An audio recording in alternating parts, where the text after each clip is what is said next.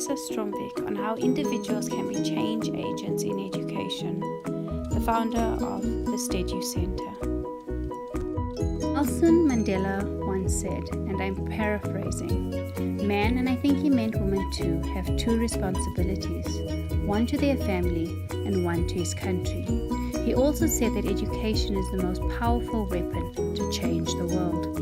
Mother Teresa, in a poem found on her wall in Calcutta, said, "Despite everything, do good anyway. Because in the end, it's not between you and them, people around you, but between you and God." The things that these two amazing and iconic people stood for is what made the world a better place. Both dedicated their lives to serve others and gave us a picture of what we could do to change the world. Peter Parker's granddad, that is Spider-Man, said, "With great power comes great responsibility." I would like to say that with privilege comes responsibility. And the truth is that if you work for Sassel or any other corporate, you are privileged. If you have a degree, a home, a car, running water and lights, you are privileged. And with that privilege comes responsibility. My husband always talks about the story of a jellyfish. He says that there were thousands washed up on a beach.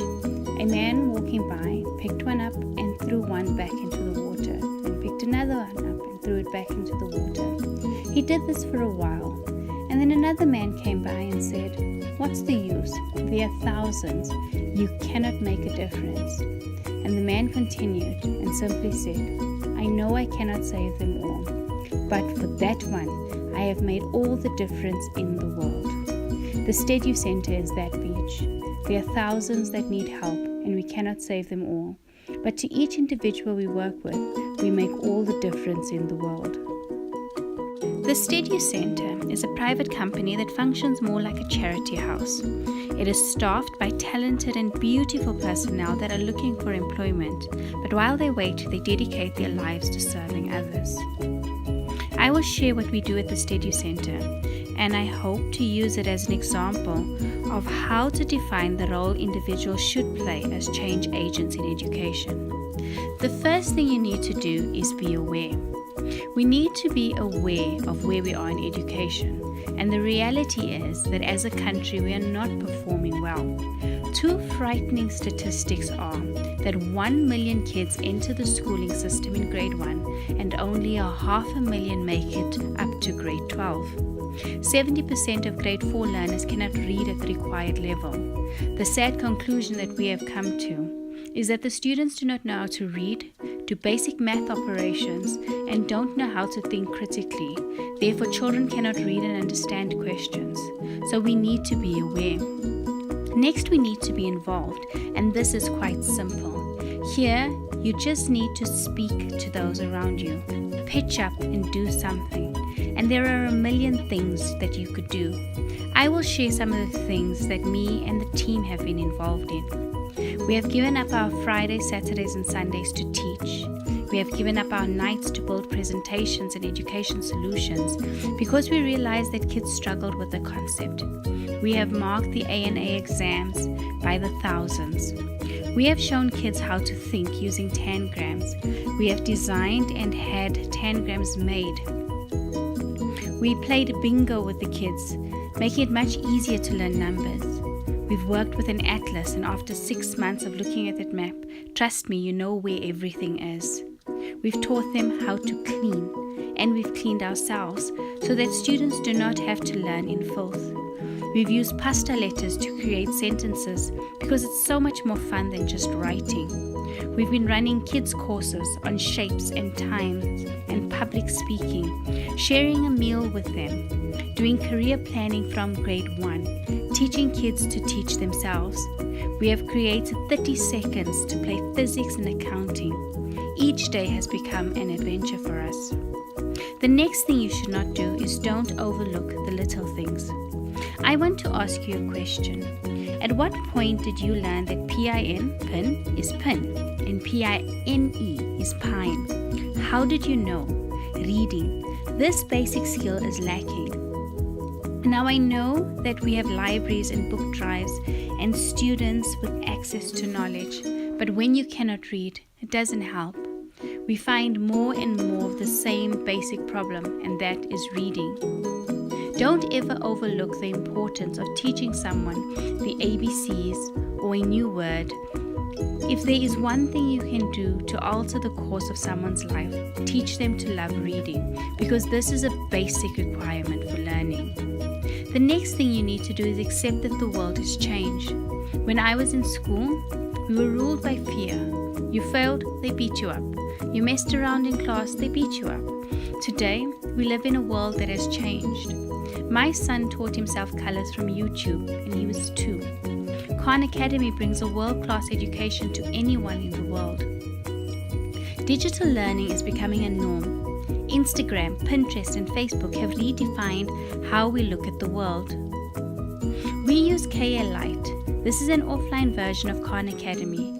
Students log in and watch a video and do exercises.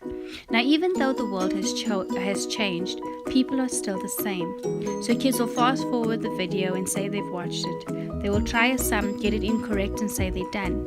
Kids need structure, and they need someone to encourage them to complete. Since I don't know it all, I learn with them. You coach and facilitate and learn as they learn. We as individuals need to accept that the world has changed. Survival will be determined by those who are able to change with that world that is changing. The last point is to do something good. There are a million opportunities to do good. Share information. Sometimes something that is normal for you is unheard of to somebody else. We have access to information like how a bond works, how a bank calculates interest, what is hire purchase, how to complete a tax return, the tax-free savings opportunities that government provides, how to apply for work, how to apply for university, how to use the internet. Use your resources, your home, your Wi-Fi, your car, your time. Make a difference, a real difference.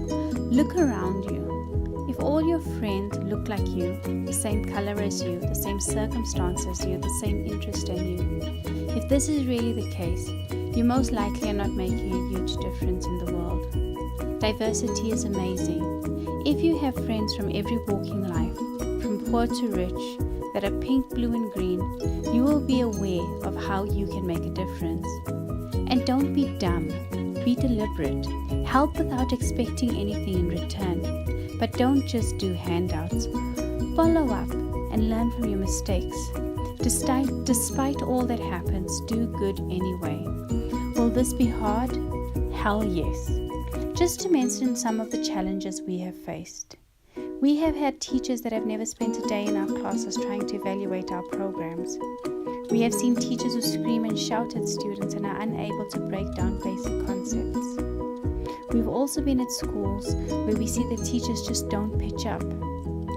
We have had students who don't want to learn, who hate school, who are on drugs, who've been pushed through the system for years, and suddenly in grade 10 people can't understand why they're struggling.